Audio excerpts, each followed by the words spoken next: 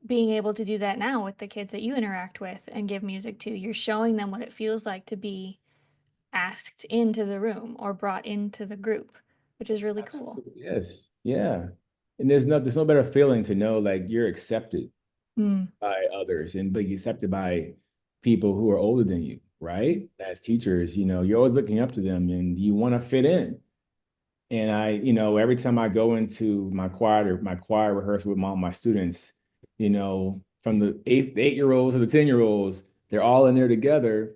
And there's a huge age gap mentally between those ages, yeah. but the fact that my younger kids are competing with the older kids and the older kids are supporting them and being there for them. And I tell them, hey, fifth grade, remember when you were in third grade? These kids remind me of you. You guys were that innovative group. You guys were that group that first did hip hop at our school, who Mm, did freestyle rap. And now look at you guys. School has transformed tremendously because of what you guys installed. And everyone's looking up to you to become the next version of you guys. yeah. So just continuing to inspire. That's the whole idea, right? That's really cool. Even just in a fifth grade level way, introducing the idea of like a legacy. Like, yeah, you guys are the fifth graders now, and there's new third graders, and it's still connected. Yeah. Yeah. Yeah. They love each other. And I love and I'm happy to do that, to bring them together because I know, like I said, how I felt when I was their age. And I looked up to the fifth graders in third grade and I wanted to be like them. Hmm. They were my heroes, man. And so now it's their opportunity to become the heroes of these younger kids to pass it on, right? Yeah. Thank you. And so this is my last question as we're kind of at the end of our time. But if you're reflecting on where you began, where you are now, I wonder what advice would you offer to your fellow music educators to inspire or encourage them on their journey in this profession? What advice would I offer them? I would just tell them, just enjoy the ride. I would say, do not close any doors. Mm, You just don't know. You just don't know where that next inspiration is going to come from. To be frankly honest with you, I wanted to come out here and live in LA 10 years ago. Um, but it was difficult to find work. And coming from the East Coast, a lot of LA companies don't want to hire from Virginia or DC because, well, you're 2,000 miles away. I can hire somebody here in LA and we're good. Problem is solved. And so I knew that I always wanted to write. I knew I always wanted to compose in LA and Hollywood. And so I eventually just said, you know what, Wes, go out to LA for 2 weeks. It's 2016. Go out to LA for 2 weeks. See if you can do something. See if you can find something. Go out there, write, stay with a friend. And so I did. I came out here for 2 weeks. My first weekend I was here, I went to Bel Air Presbyterian Church. And they have this beautiful entertainment conglomerate there where, if you're in the entertainment industry, they have a lot of networking. And so I went there, heard about it. My mom told me about it. It's like, hey, go check out the organist, see if she's interested in having you as an assistant organist or in the choir. So I just went over there and just had some fun, met a lot of folks. And then I went to reception hall and I met this guy named JT. And he was wearing a black shirt, blue jeans, black chucks, like an industry guy. I don't know, it's a look, right? It comes with that. So I was like, hey, how you doing? My name is Wes. Nice to meet you. What's your name? He said, I'm JT. He said, Wes, where are you from, man? I said, I'm from Virginia. He said, hey, me too. I said, "Oh, okay." He said, "Yeah." I said, we say, "So what do you want to do out here in LA?" I said, "I want to write, compose, be in the industry." He said, "You know what? Email me tonight. I have some people I want to talk to you. I have some people that I would like for you to talk to and email, and let them know that you know who I am and that I refer them to you." And so, one of the first people was Nathan Lanier, Victoria's husband, and literally came out of nowhere. He was just like, "Hey, man, I want an opportunity to bless you. Let me just do that for you." I met the guy 5 minutes ago, right? And no. so by the grace of luck, God, spiritual universe, man, like I was able to lock in a meeting with Nathan. We sat down, we talked that same week, and he was like, "Hey, man, I want you to be my assistant. Come to LA." I was like, wow. After 5 years of trying to find a job, it takes 5 minutes. Really? Like, okay. So my whole thing is, but I was also prepared too. I was also writing music at the same time. I had been producing in a lot in Atlanta. I've been doing all this stuff over the years to build upon this opportunity. And so you just never know where it's going to come from. You just have to continue to go and go and go and build because those people out of nowhere can just present you an opportunity that you could never pass up. Mm. And when it happened to me, I couldn't pass it up. I was almost crying about it, like, wow, okay, let's do this. And I moved to LA just 3 months later, and that was history. So Hmm. here we are, right? And here we are. Yeah, Yeah. Well, thank you for sharing that story. It sounds kind of like it's this mix of like prepare for open doors instead of closed ones, absolutely. where you do your due diligence, but also at the same time, yeah, like you said, don't close any doors that aren't already. Yes. Always be open to new opportunities. You never Yeah. know who's going to present them to you. Yeah, All right. Well, thank you again so much for interviewing. That's our time for today. But thank you for offering your insight, sharing your stories. I'm really excited to offer this to the rest of our community and share of your journey with pleasure it. working with you as well, and thank you for having me today. Appreciate it. Of course. All right. Thanks, Wesley. Take care. Bye. Bye bye.